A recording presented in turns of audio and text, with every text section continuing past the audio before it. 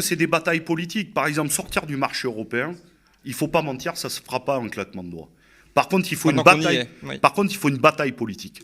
Les Espagnols et les Portugais, ils ont obtenu une dérogation pour en sortir pendant 2 ans. Il faut appuyer ça et dire, nous sommes la France, nous aussi, nous voulons. Et ensuite, si nous obtenons une dérogation, mais il faut que tout le monde obtienne une dérogation. Et à partir que tout le monde ait obtenu une dérogation, on dit, bon, on se remet autour de la table. Voilà, ce système ne fonctionne pas. Bon, ben, arrêtons la libéralisation. Nous sommes complètement fous. On ne peut pas libéraliser le secteur de l'énergie, ça ne fonctionne pas. Donc, inventons autre chose. Nous avons une proposition.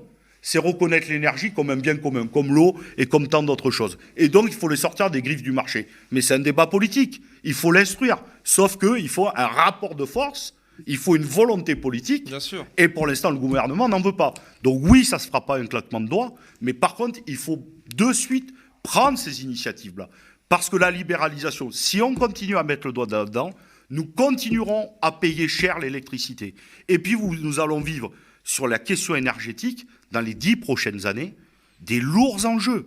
Il faut sortir d'un côté les gens de la précarité énergétique et de la précarité tout court et résoudre le grand problème du XXIe siècle, celui du réchauffement climatique. Donc, il faudra sortir, par exemple, des énergies fossiles. Il faut en sortir. Mais ça va demander des centaines de milliards d'euros sur la table d'investissement pour y arriver.